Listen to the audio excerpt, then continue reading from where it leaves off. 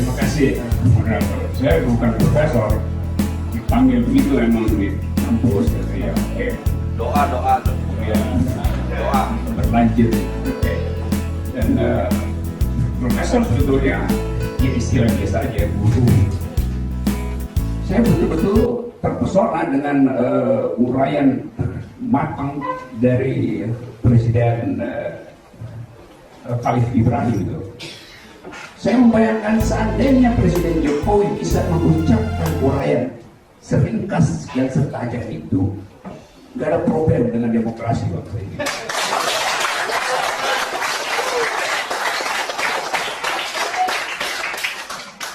Jadi yang salah bukan istilah presiden di Serikat Islam Indonesia, yang salah adalah istilah presiden di Republik kita hari ini.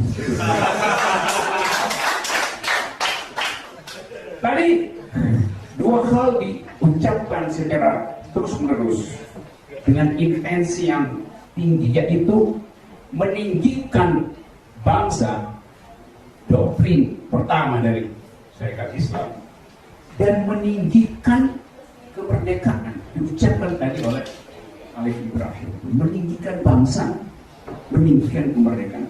Dua soal itu yang hari ini justru turun. Setiap kali presiden pulang dari luar negeri, pers luar negeri membuli Indonesia. Bangsa kita turun nilainya karena presiden tidak mampu mengucapkan satu problem ringkas di dalam media internasional.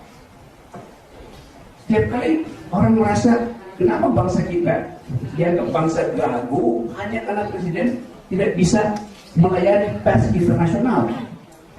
Bukan karena soal bahasa adalah penerjemah. Diberi kemampuan untuk meringkas pikiran, mengucapkan dengan kemampuan diplomasi, mengupayakan agar supaya bangsa ini dikenal sebagai bangsa yang berpikir. Jadi sebagai PR nasional, presiden selalu gagal untuk meninggikan bangsa ini. Setiap kali saya merasa malu bertemu dengan publik internasional karena dianggap kok presiden Anda seperti orang yang kurang berpengetahuan.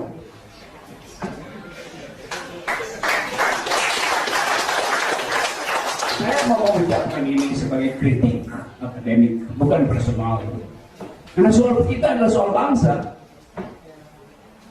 200 juta orang Indonesia malu membaca satu artikel di media New Zealand misalnya. Dan itu akan dicatat sampai 100 tahun ke depan. Bandingkan dengan apa yang diucapkan oleh Bung Karno di depan Pengadilan Tinggi Bandung tentang hakikat berbangsa, bernegara, keinginan untuk menghasilkan kemerdekaan di depan publik internasional. Bung Karno bisa menghitung apa yang disebut konsekuensi dari kolonialisme, bahkan statistiknya dia hafal. Diucapkan dengan lantang, dengan logika yang kuat, dengan retorika yang baik. Itu standar kita berbangsa. Dunia ini sebetulnya kalau kita sebut era milenial, era globalisasi, bukan hari ini problemnya. Itu problem sejak Haji Omar Said Cokroaminoto mengumpulkan pemuda-pemuda pintar di Surabaya dan mulai bertengkar tentang nasib globalisasi. Kalau kita sebut globalisasi, nasionalisme, sosialisme, Islamisme, itu adalah pikiran-pikiran dunia yang masuk ke Indonesia, bercampur di dalam kesepakatan untuk menghasilkan kemerdekaan, dibahas secara detail dari malam per malam, lalu menimbulkan semacam semangat intelektual. Nasionalisme bukan ide Indonesia, nasionalisme ide Barat, dibuat di Barat bahkan oleh seorang filsuf yang namanya Immanuel Kant untuk mencegah agar supaya perang agama berhenti di Eropa. Lalu ditimbulkan ide satu nation, satu pikiran, satu teritori, bukan satu agama. Perang berhenti di situ.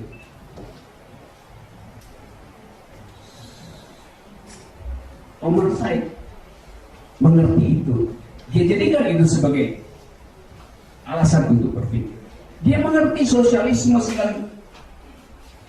sedang menjadi ideologi alternatif terhadap imperialisme pada tahun abad 18-19. Dia pelajari itu, diajukan sebagai problem, dibahas. Islamisme juga.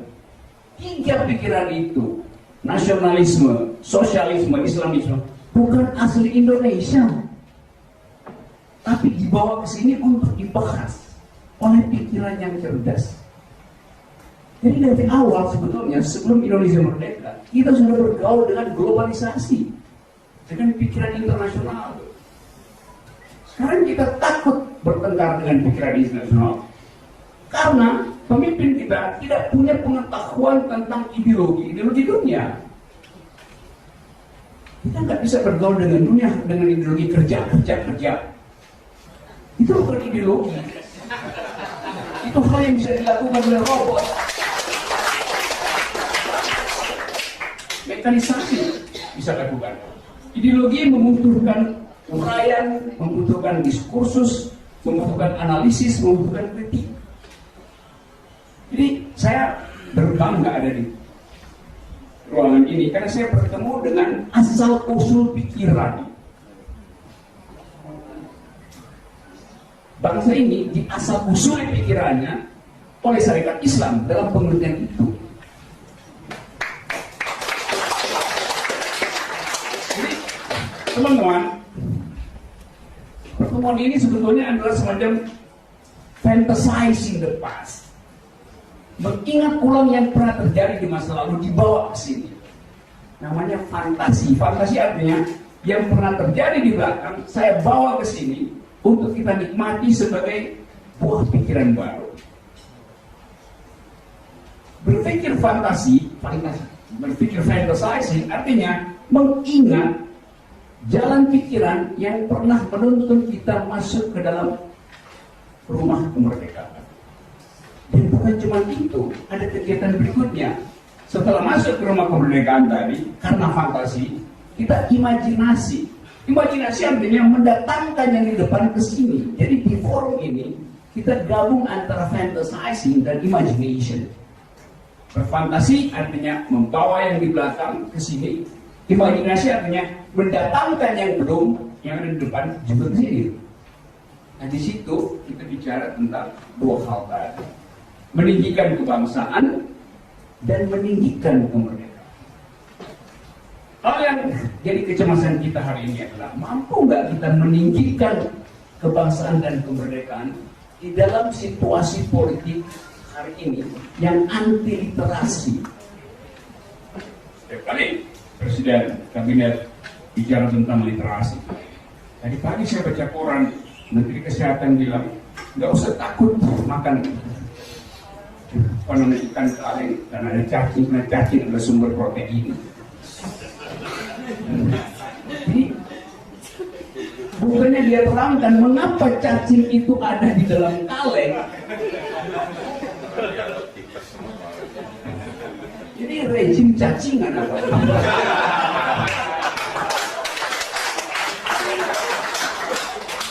Karena kita dibikin buntu. Seolah-olah nggak ada keterangan. Kemampuan mencari keterangan kemudian dialihkan jadi ya sudah makan aja cacing itu. Silakan si menteri mulai bikin semacam sup cacing. Nah itu menunjukkan bahwa kita macet di dalam pikiran. Kita menginginkan ada generasi milenial hari ini bertempur di dalam suasana kritik dengan generasi di luar sana. Tetapi kalau Anda lihat misalnya, saya kasih kritik aja supaya jangan ada dusta di antara kita. Presiden adalah sumber pertama sebagai acuan tentang tingkat literasi. Kalau presiden setiap ketemu rakyat, dia bikin joke dengan mengajukan pertanyaan itu. Ikan apa? Dikit.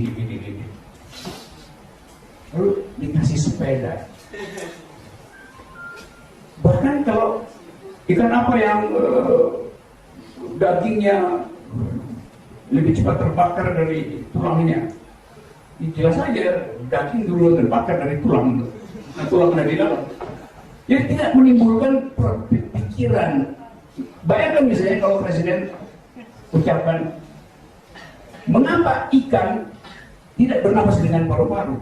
Itu menimbulkan pikiran pada anak ini. Kalau cuma nanya nama-nama ikan, itu hafalan. Bahkan dikasih clue, kata depannya huruf awalnya emblong. Ini kan multiple choice. Literasi tidak bisa tumbuh dengan multiple choice. Nah, kita bayangkan misalnya waktu kita berfantasi, Haji Omar Said menantang Bung Karno untuk, menurut Anda hubungan antara Islam dan sosialisme apa? Terangkan di depan publik. Dibantah oleh pemuda yang lain di forum yang sama. Itu betul-betul yang disebut literasi. Jadi SI adalah awal terjadinya politik literasi sebetulnya, bukan sekarang. Dan SI nggak bagi-bagi sepeda, SI bagi-bagi buku. Jadi, saudara-saudara, milenial adalah tantangan, sangat benar. Tapi itu di dalam pikiran rejim hari ini sekedar semacam ya hasutan untuk bergerak. Padahal kalau kita lihat statistiknya, untuk bertengkar di dunia milenial, kita minimal punya IQ di atas Vietnam standarnya. Tapi kita lihat datanya, dari 68 negara yang disurvei kira-kira 2 bulan lalu tentang tingkat literasi, Indonesia itu nomor 63, artinya nomor 5 dari bawah. Vietnam nomor 4 dari atas. Padahal kuota APBN Indonesia 20% diinvestasikan untuk pendidikan, sama dengan Vietnam, 20% Vietnam diinvestasikan APBN-nya untuk pendidikan. Lalu mengapa kita dengan input yang sama, kita ada di nomor 68, Vietnam di nomor 4? Ada soal di situ. Lalu pemerintah bikin semacam kampanye, kalau begitu kita tingkatkan APBN-nya. Jumlah investasi untuk pendidikan dinaikkan 25%, 30%. Sama juga nggak akan ada hasilnya, karena nggak pernah diuji. Kenapa kita gagal? Mesir dulu kira-kira 20 tahun yang lalu separuh dari APBN-nya diinvestasikan ke dalam pendidikan. Hasilnya apa? Justru IQ-nya turun gitu. Jadi tidak ada sebab akibat antara jumlah anggaran pendidikan dengan naiknya tingkat literasi. Kita mesti cari faktornya apa yang menyebabkan rendah terjadi. Feudalisme mungkin, atau kepicikan. Jadi kadang-kala ini pemerintah kita ini seolah-olah tahu tentang persoalan, tapi nggak pernah berupaya untuk tenggelam mempelajari secara detail apa masalahnya. Kalau kita menjujur misalnya, ya mungkin APBN diserahin aja ke SI Indonesia, karena SI Indonesia adalah sumber awal untuk mengaktifkan literasi. Dia punya metodologi, dia punya kemampuan. Kenapa nggak dikasih ke SI Indonesia misalnya? Kalau kita mau bikin semacam uraian analitis, kalau kita mau lihat pendidikan yang dikasih ke lembaga sekolah umum justru nggak menghasilkan apa-apa. Kenapa nggak dicari metode lain? Kita tidak dibiasakan untuk melatih pikiran. Milenial kita yang dibanggakan terus oleh pemerintah itu sebetulnya lebih bodoh dan lebih miskin dari orang tuanya generasi sebelumnya. Dan itu yang mau diajukan sebagai bonus demografi, ya pasti nggak laku. Jadi sekali lagi, demokrasi kita tumbuh tanpa dituntun oleh kritisisme, dan itu menyebabkan kita gugup dan gagap untuk masuk dalam pertarungan global hari-hari ini. Itu hal yang mencemaskan semua kita, tapi kemampuan kita untuk mengucapkan kejujuran tertutup oleh fanatisme terhadap Islam. Ada opini publik tentang soal pajak, opini publik tentang hutang luar negeri. Reaksi rejim adalah memperlihatkan statistiknya dalam bentuk infografis. Dalam infografis pasti ada info yang disembunyikan di dalam grafis. Lama-lama ketahuan bahwa seluruh keterangan pemerintah terhadap hutang luar negeri, terhadap kegagalan shortfall, selisih pajak yang terus 150 triliun defisit segala macam itu, makin tahu banyak kebohongan disembunyikan melalui PowerPoint. Karena kita nggak bisa bertengkar hanya dengan data PowerPoint pemerintah. Lalu pemerintah bilang bahwa ya kalau begitu jangan presiden mengatakan kalau kritik ajukan data, jangan kritik tanpa solusi. Kalau saya akademisi, saya memberi kritik untuk mengurai persoalan, bukan memberi solusi. Tugas pemerintah mencarikan solusi. Karena pemerintah kita gaji untuk cari solusi.